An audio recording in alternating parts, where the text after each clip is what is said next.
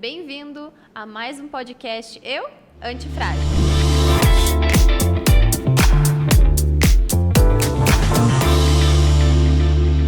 E hoje o nosso tema é sobre experiência do lar. Como transformar o nosso lar em um lugar de amor e paz. E para conversar comigo hoje, eu convidei a Leia Cavalcante, psicanalista, que vai abordar esse tema com a gente. Bem-vinda, Leia. Obrigada, Viviane. Prazer estar aqui, é uma honra muito grande estar com vocês, abordar esse tema a qual eu sou tão apaixonada. E me diz uma coisa, como que a gente pode transformar o nosso lar numa experiência de amor e paz? Tem um princípio, tem uma direção? Como é que a gente pode abordar isso na nossa vida? Tem um princípio e a notícia boa é que todas nós estamos com essa maravilhosa oportunidade, não é algo reservado só para algumas pessoas. Todas as mulheres, todas as famílias têm o privilégio e a oportunidade de tornar o seu lar um lugar de amor e paz. Através da experiência do lar, você consegue isso. E o princípio fundamental, onde esse livro está fundamentado, a autora é a Dev Tyrus, a Trina Lozano, a saudosa Dev Tyrus hoje, não está mais conosco, mas a sua filha Trina Lozano continua dando continuidade ao legado. E o livro da experiência do lar é da autoria da mãe e junto com a filha. E o que esse livro aborda? O que ele nos ensina? O que a gente pode levar de aprendizado para a nossa vida?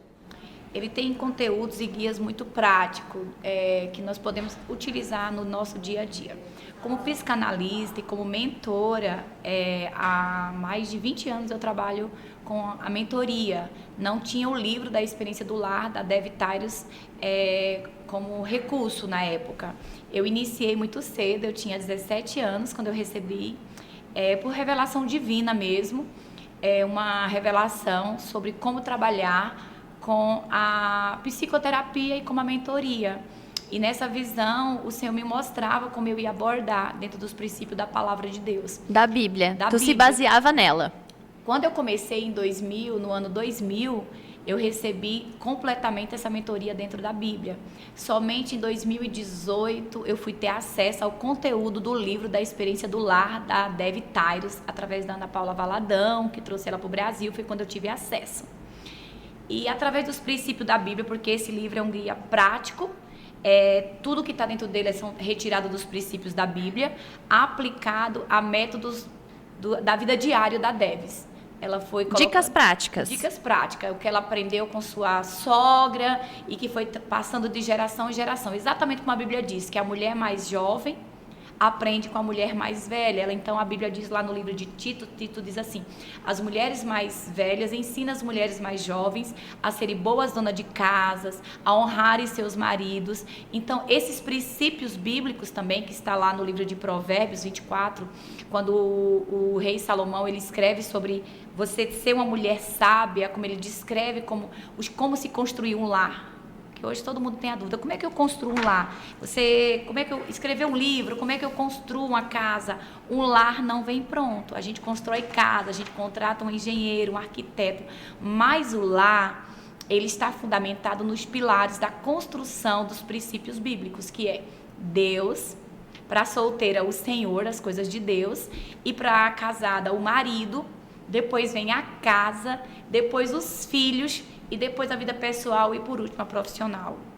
Parece que está a ordem inversa no mundo secularizado, né, de hoje.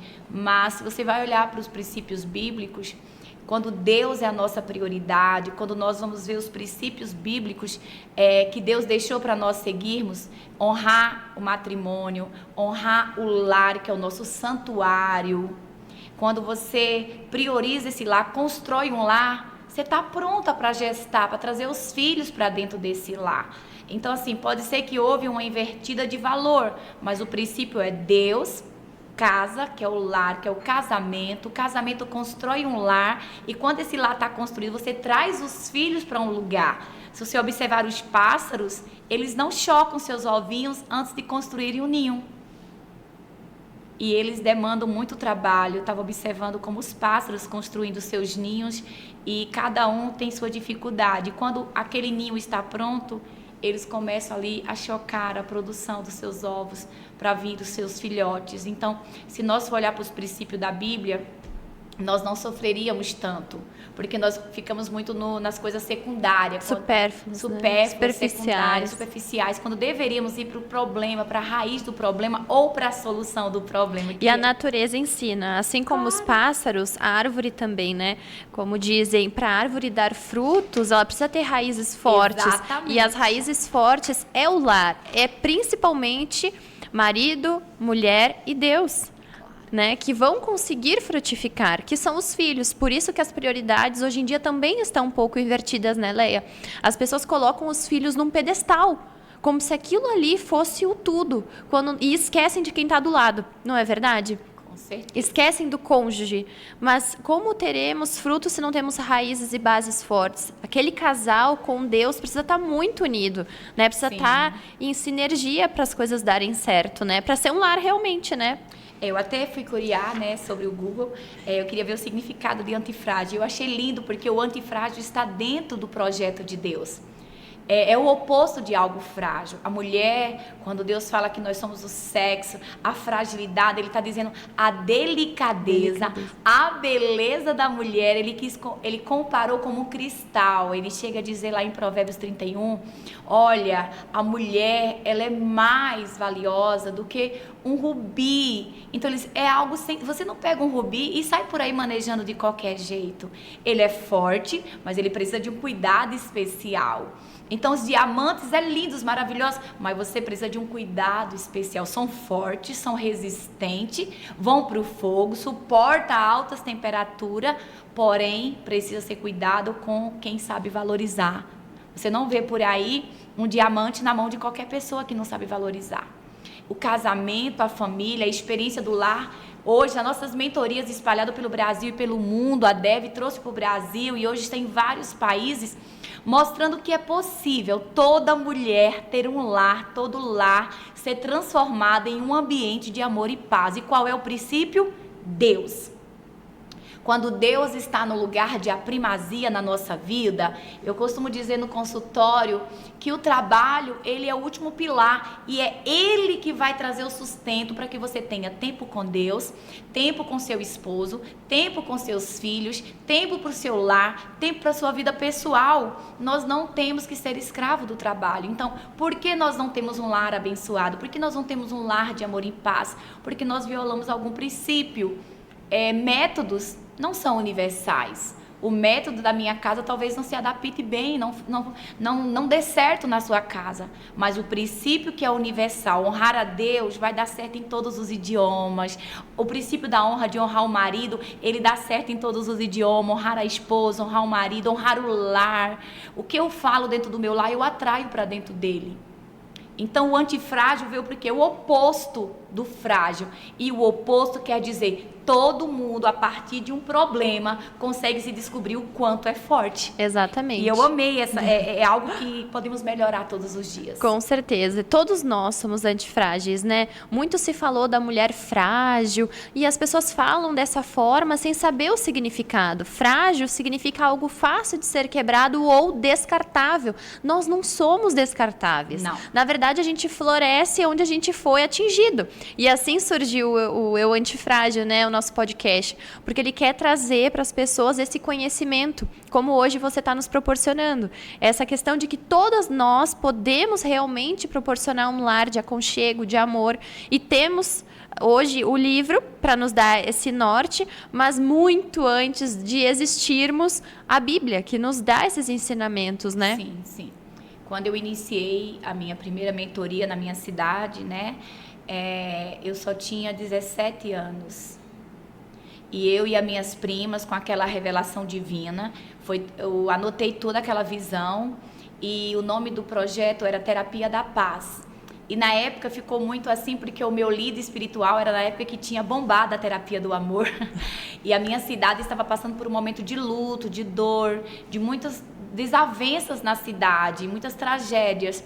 E quando nós viemos com essa experiência de mostrar o outro lado, mães enlutadas, esposas que tinham se sentido violadas nos seus sentimentos, famílias que estavam sem saber o que fazer com seus filhos naquela fase desafiadora da adolescência.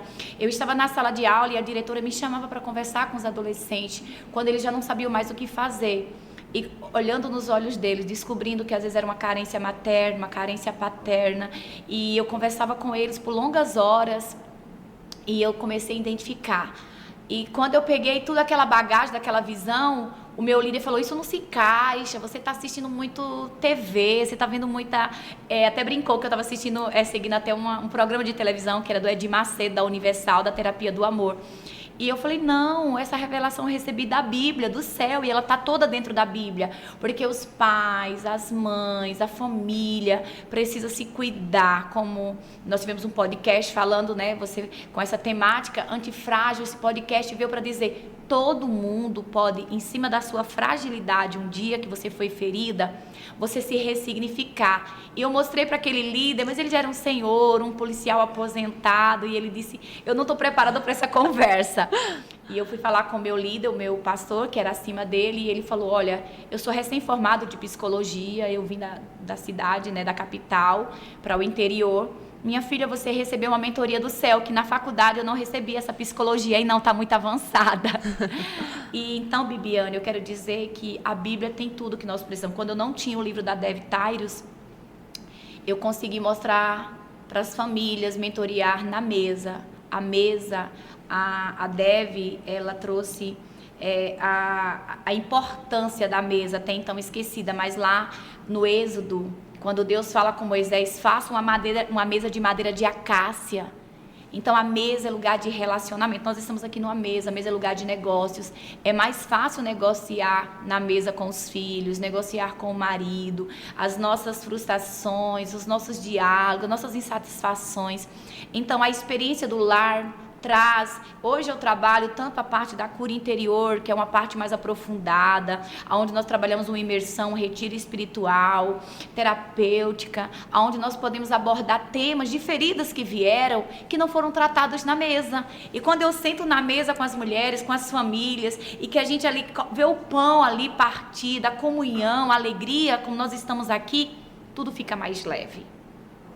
A gente traz a família de volta para o centro, né? Foge das dispersões que muitas vezes nos tiram do nosso prumo, né? Do nosso norte, do que a gente quer para a nossa vida, para a nossa família, né? Sim. E a mesa realmente é um lugar de aconchego, é um lugar de partilha, né? Isso é muito forte, essa partilha, né? Esse conviver. E o lar tem que ser de aconchego e paz, né? E hoje em dia é tão difícil a gente encontrar famílias que estão nesse equilíbrio, né? Sim. Mas quem está em desequilíbrio, que está nos ouvindo hoje, tem a oportunidade de fazer uma nova história, um novo lar, com o auxílio, obviamente, da Bíblia, mas também com esse livro que tem essa parte prática. Sim, no livro nós abordamos todos os temas.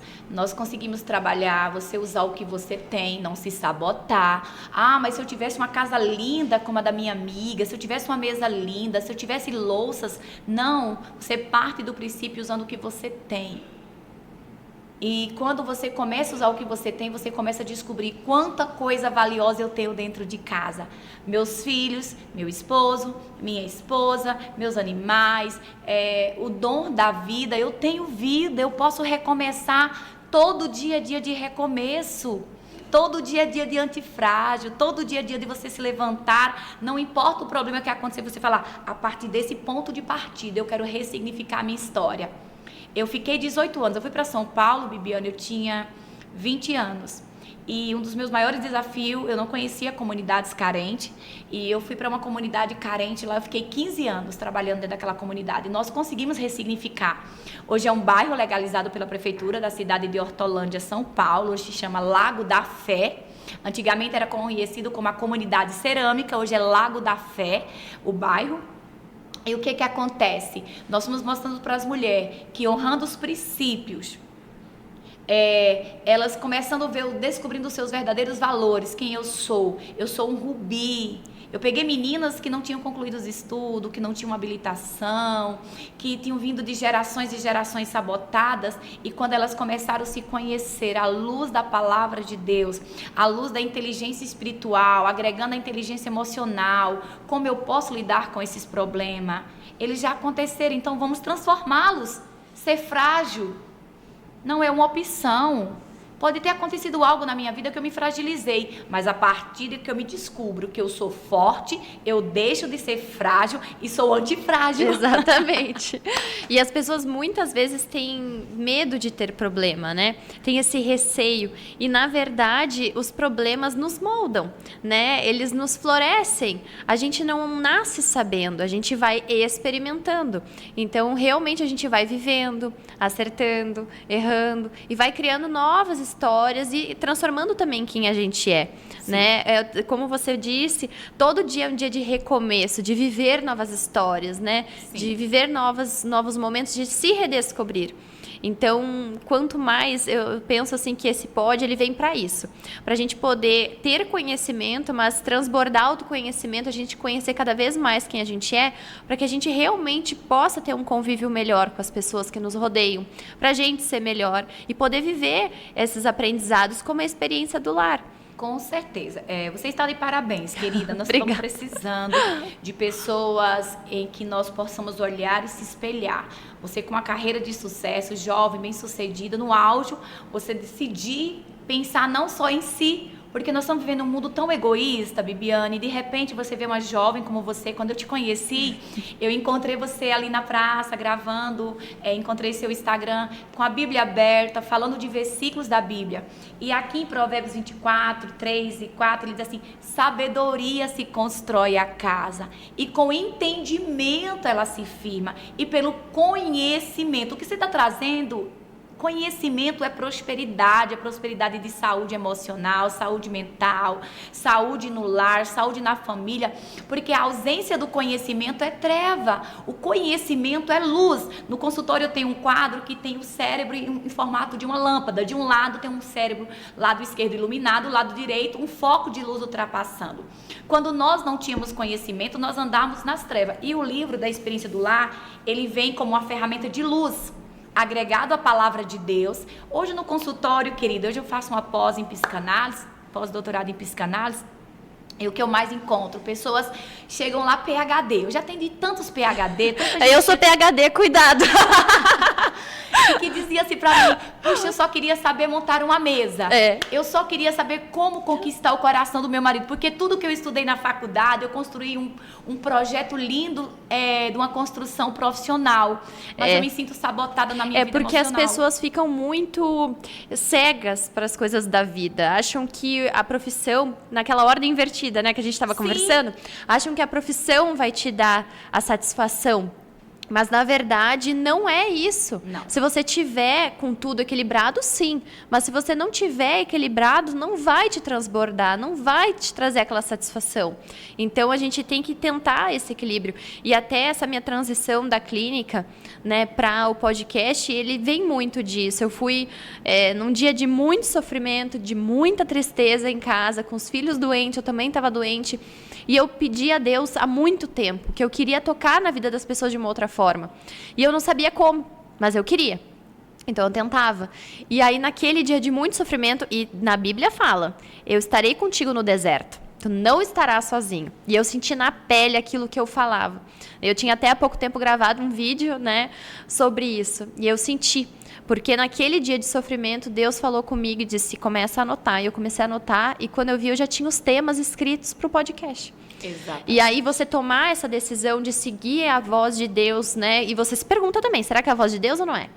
Para tomar essa decisão, leva um tempo. Mas eu decidi, né, tirar a clínica da minha vida, abrir mão dela e seguir uma nova história, que é isso, né? Trazer conhecimento para as pessoas, porque realmente eu acredito que isso transforme não apenas a vida de quem vai nos ouvir, mas a minha também, porque a cada conversa a gente aprende, a gente repensa, a gente vê onde a gente pode melhorar, né? A gente vai Freud crescendo. fala que o pensamento é o ensaio da ação. Então, quando você começa a ensaiar, que vida eu quero viver? Meus filhos doentes, eu doente, trabalho, clínica, empresa, tanta coisa para gerenciar. Meu esposo, aonde eu estou? O pensamento é o ensaio. Você se viu ensaiando uma vida que não era o que você queria para o seu futuro. E aí Salomão vem e fala, como você imagina na sua alma, assim o é. Então você imaginou, uau, eu posso ter o tempo de qualidade, cuidar dos meus filhos e ainda agregar valores ao meu próximo. Isso não tem preço, tá, não. querida? Tem valor, isso é mais do que diamantes. E eu costumo dizer, como eu falei sobre pessoas cheias de conhecimento, eu, querida, eu tô com 40 anos, enquanto eu viver, eu quero estudar. Conhecimento é luz, mas não fazer do conhecimento algo que você sabote os seus principais valores, que é o seu lar. Eu fiquei 15 anos dentro de uma comunidade carente e madeira para nós, porta, resto de obra, para mim era luxo, porque eu transformava em artigo de acessório naquelas famílias. Eu mostrava como elas montariam lá com aquilo que as pessoas tinham desprezado, que não servia mais, com resto de obra. E passou um tempo, eu fui mentorear famílias de alto poder aquisitivo na alta sociedade. E eu vi que o mesmo problema da comunidade estava lá naquela família de um padrão social elevado, que os filhos estudaram nas melhores escolas, que tinham grandes empresas, mas que estava faltando os princípios serem alinhados. Então, assim, não importa. O que você hoje está levando para nós é conhecimento, e conhecimento está necessário em todos os contextos da sociedade, porque nós estamos vivendo os dias mais adoecidos da mente. Sabe por quê? Hoje os consultórios psiquiátricos estão lotados, as agendas dos médicos estão abarrotadas, tantas pessoas bem-sucedidas, bonitas, lindas, esteticamente realizadas, fizeram tudo o que sonharam e dentro de si um vazio. Está faltando ter uma experiência como você teve pessoal com Deus. Eu tive a minha experiência pessoal com Deus. E é muito forte, né? É muito forte. E desde que eu tive a minha experiência com Deus, eu decidi, eu fui embora da minha cidade, fui para São Paulo por uma missão. Tu trocou o certo pelo duvidoso. Sim, não te chamaram de doida? Ainda hoje eu continuo sendo. Me chamaram também. Eu sou a louca mais louca, apaixonada por Jesus. Eu sou apaixonada. Hoje eu tenho vidas que foram tocadas em várias nacionalidades. Eu tive o prazer de saber entrar. Eu entrei em presídio, eu entrei em hospital psiquiátrico, eu abri uma clínica de recuperação, de clínica de apoio para recuperar pessoas. Eu dei suporte às clínicas, eu criei uma casa de apoio para acolher famílias, para dizer para elas que elas podiam ser antifrágil.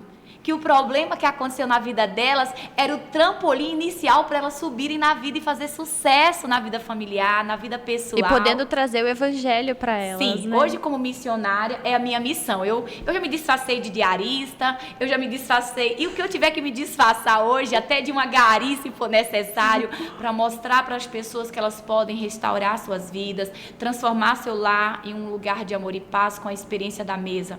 Gente, é tão pouco uma mesa, um café, um pão e gratidão sobre a mesa. E conversar, trocar, usar aquele momento da melhor forma, né? Poder realmente agregar e se sentir acolhido naquela conversa, né? Sim.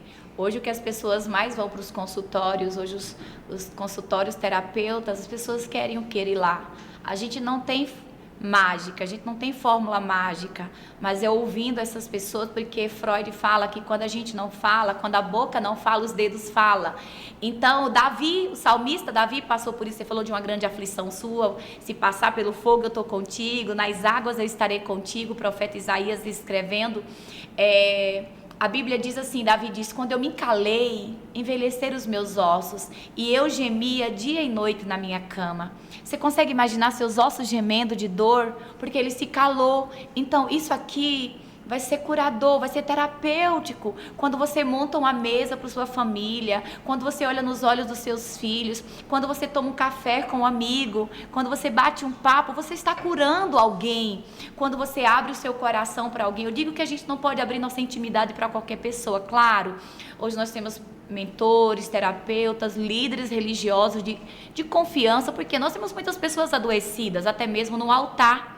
Tá? Nós temos pessoas adoecidas na empresa, nós temos pais adoecidos, mães adoecidas. Por isso que a gente trabalha com a cura interior. Por quê?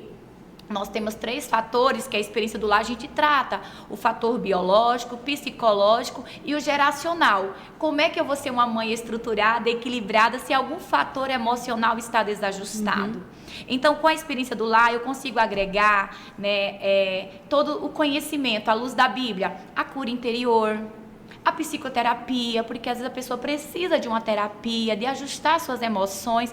Eu pego pacientes, clientes, que a gente, né, trata os nossos clientes, que precisam ir no ginecologista, que precisam ir na nutróloga, que precisam buscar um conhecimento da medicina mesmo.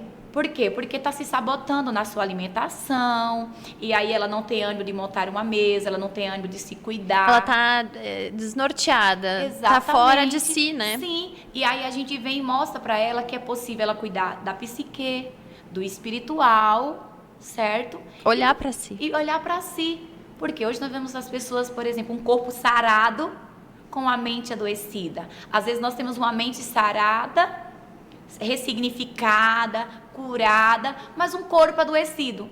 Se eu estivesse doente... Não está em harmonia, né, Leia? Não está em harmonia.